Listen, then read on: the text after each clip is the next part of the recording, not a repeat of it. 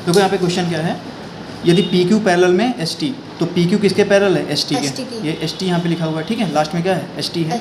ये दोनों लाइनें आपस में क्या है, पैरेलल। ये थोड़ा पीछे है, थोड़ा ये बड़ी लाइन है ना। आगे क्या दे रखा है कि ये जो एंगल दे रखा है कितना है, 110 है, और ये एंगल कितना दे रखा है, 130 डिग्री दे रखा है। हमसे क्या पूछा गया है, क्यू आर एस, हमसे ये एंगल पूछा गया, ये एंगल हमसे पूछा गया है। तो क्यू आर एस की वैल्यू क्या होगी।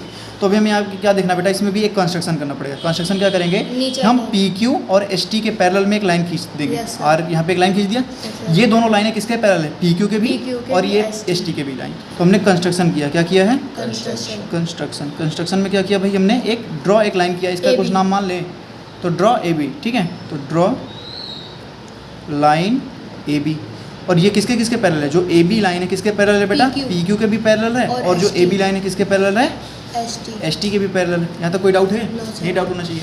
अच्छा एक बार बताओ, सिर्फ इसको मान लेते हैं ये क्या है, एक्स है, इसको मान लेते हैं ये वाई है, और ये क्या है, ये जेड है।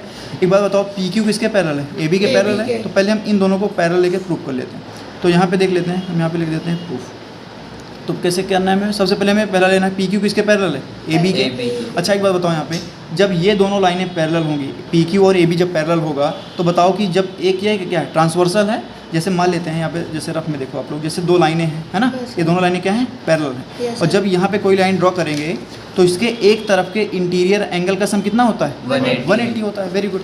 इसके एक तरफ के एंगल का सम कितना होगा, 180। कोई डाउट है यहाँ पे, तो सेम वही प्रोसेस में भी लगा देना है। जैसे यहाँ पे देखो, इन दोनों का सम कितना हो जाएगा फिर, क्योंकि ये दोनों पैरेलल लाइन है ना, तो इन दोनों का सम कितना हो जाएगा, 180। तो बताओ बेटा, y प्लस में 110 कितना हो जाएगा, 180। तो बताओ यहाँ से y की वैल्यू कितनी आ जाएगी, 180 में से इसको घटा देंगे, कितना आ जाएगा, 70।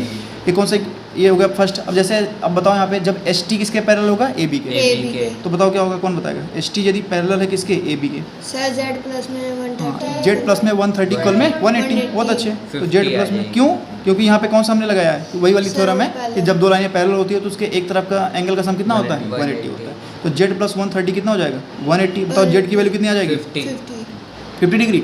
अब बताओ यहाँ पे, ये इन तीनों का एंगल का सम कितना हो जाएगा, x plus y plus z कितना हो जाएगा, 180 होगा ना। लीनियर पेयर है ना, लीनियर पेयर में तीनों एंगल का सम कितना होता है किसी लाइन में, 180 हो गया।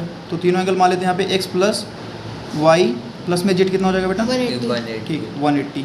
तो बताओ ये क्यों हुआ, ये क्या है, लीनियर पेयर। ठीक है। अब x प्लस वाई यहाँ पे बताओ, यहाँ पे कितना हो गया भाई, सारी वैल्यू निकाल रखा है। y बराबर कितना निकाला है तुमने, 70 है, और जेड कितना निकाल रखा है, 50। कितना हो जाएगा ये, 180। x प्लस में बताओ कितना हो जाएगा, 120, और ये कितना हो जाएगा अभी, 180 कितना हो जाएगा, 180। 60। x बराबर कितना आ गया, 180 माइनस 120, 180 माइनस में 120। x बराबर कितना आ गया, 60। और x तुमने क्या मान रखा था, क्यू आर एस, क्या माना था, क्यू आर एस, ये हमसे पूछा गया। ये हमारा क्या हो गया आंसर, यहाँ पे 80 180। यहाँ तक कोई दिक्कत है। और जैसे तुम्हें 1 सेकंड में भी करना है, तो यहाँ पे देखो, यहाँ पे डायरेक्ट कर सकते हो। जैसे तुम्हें पता है कि भाई, जैसे मान लो तुम्हें आंसर ही बताना है, तो यहाँ पे पता है y प्लस, यहाँ से y की वैल्यू निकाल लो, कितना हो जाएगा, y की वैल्यू कितनी हो जाएगी, 110 है, y प्लस 110 कितना होता है, 180। तो 180 से 110 घटा दे कितना आ जाएगा, 70 आ जाएगा। ये कितना हो जाएगा, z बराबर, ये z प्लस 130 कितना हो जाएगा, हैं 50 आ जाएगा। हाँ, 180 माइनस 130 कितना हो जाएगा, 50। और पता तीनों का एंगल सम कितना होता है, 180।